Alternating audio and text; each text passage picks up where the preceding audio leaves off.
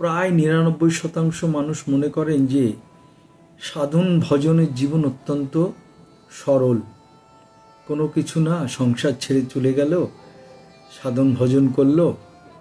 কিন্তু এই সাধন জীবন যে কতটা কঠিন, কতটা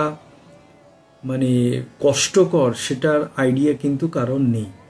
যারা প্রকৃত সাধু সন্ত, অর্থাৎ যারা প্রকৃত সাধন ভজন করেন, তাদের কিন্তু সারা দিনের নিয়ম খুব কঠিন এবং তারা সমস্ত কিছু নিয়ম করে করেন। তাদের খাওয়া দাওয়া থেকে শুরু করে, নাম জপ শুরু করে, তাদের ঘুমানো, সব কিছুই তারা অত্যন্ত কঠিন নিয়মের মধ্যে প্রতিপালন করেন এবং তারা সব কিছু ত্যাগ করে সেগুলো করেন।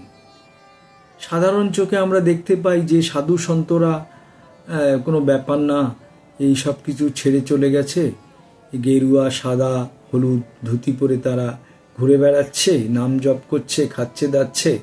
কিন্তু না, তারা যে সমস্ত কঠিন নিয়ম প্রতিপালন করে, আপনি 7 দিন করে দেখুন, তাহলেই বুঝতে পারবেন যে সাধু সন্ত হওয়া অত সোজা কথা নয়, আর সমস্ত কিছু ত্যাগ করা অতটা সোজা নয়। তো সেই কারণে সাধু সন্ত হতে গেলে সবার প্রথমে সব কিছু ত্যাগ করতে হবে। কোনো কিছুর প্রতি মোহ মায়া থাকলে চলবে না এবং কঠিন নিয়ম প্রতিপালন করতে হবে। সেটা খাদ্য হোক, আর বাসস্থান হোক, আর কর্ম হোক, আর নাম জপ হোক। অতি কঠিন সাধনার ফলে কিন্তু এই সাধু সন্ত হওয়া যায় এবং কঠিন পরিশ্রম করতে হয়। সকলে ভাবে এটা অত্যন্ত সোজা এবং অনেকে বাজে বাজে কমেন্টও করে তাদের চরিত্র নিয়ে, তাদের ভাবনা চিন্তা নিয়ে বা তাদের চলাফেরা নিয়ে।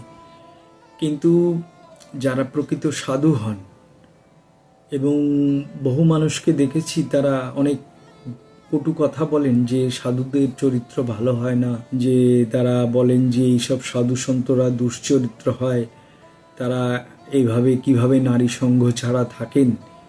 কিন্তু বন্ধু, আপনি যদি প্রকৃত ভগবৎ প্রাপ্তির আশা নিয়ে এবং সর্বদাই ভগবানের স্মরণ করেন, নাম করেন, গান করেন, জপ করেন, তাহলে দেখবেন সব আপনি ভুলে গেছেন। আপনার শরীরে কোনো রকম এই ধরনের ইচ্ছাও জাগবে না, মনেও ইচ্ছা জাগবে না, এবং খাওয়া দাওয়াও কিন্তু আপনাকে সঠিকভাবে করতে হবে। নিরামিষ আহার করতে হবে, কোনো আমিষ আহার করবেন না। তো আপনি যদি সঠিকভাবে নাম জপ করেন, ভগবানের গুণকীর্তন করেন এবং সর্বদাই ভগবানের স্মরণ নিয়ে থাকেন, তাহলে দেখবেন আপনার মন এসব দিকে যাচ্ছে না, আপনার শরীর কখনো এরকম কিছু চাইছে না। সে সব সময় চাইবে ভগবানের নাম গান করতে, ভগবানের প্রার্থনা করতে। তো সেই কারণে এই যে কিছু কিছু হয়তো খারাপ মানুষ আছেন যারা সমাজে হয়তো ডুপ্লিকেট সাধু সেজে অনেক খারাপ কাজ করেন, কিন্তু প্রকৃত যারা সত্যিকারের সন্ত সাধু, তারা কিন্তু এসব কাজ করেন না। তারা মাতৃজাতিকে নিজের মা মনে করেন। তো সেই কারণে প্রত্যেকের কাছে অনুরোধ, আপনারা যে কোনো সন্ত সাধুকে দেখে বাজে মনোভাব বা বাজে কমেন্ট করবেন না। সকলেই খারাপ নয়, পৃথিবীতে খারাপ মানুষ তো আছেই। যদি খারাপ মানুষ না থাকে তাহলে তো ভালো মানুষকে চিনতে পারবেন না। তাই সমাজে যে সমস্ত খারাপ সাধুরা আছে, তাদেরকে দেখলেই তো বুঝতে পারবেন যে ভালো সাধুরা কারা। তো খারাপ সাধু থাকলেই তবেই তো ভালো সাধুর বিচার করা যাবে। তাই আমাদের প্রত্যেকের উচিত যে কোনো সন্ত সাধুকে দেখে বাজে কমেন্ট না করে তার সম্পর্কে আগে জেনে বুঝে তারপরে তাকে বাজে কথা বলা।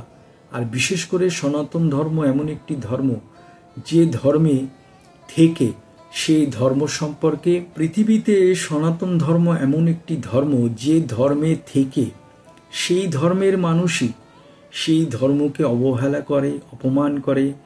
সেই ধর্মের সাধু সন্তদের তারা অপমান করে, তাদের কটু কথা বলে। কিন্তু প্রকৃত যারা সাধু সন্ত, তারা সমাজকে শুধরানোর চেষ্টা করে। সমাজের প্রকৃত যে সমস্যা, সেই সমস্যার সমাধান করার জন্য তারা বক্তৃতা দেন বা তারা মানুষকে উপদেশ দেন।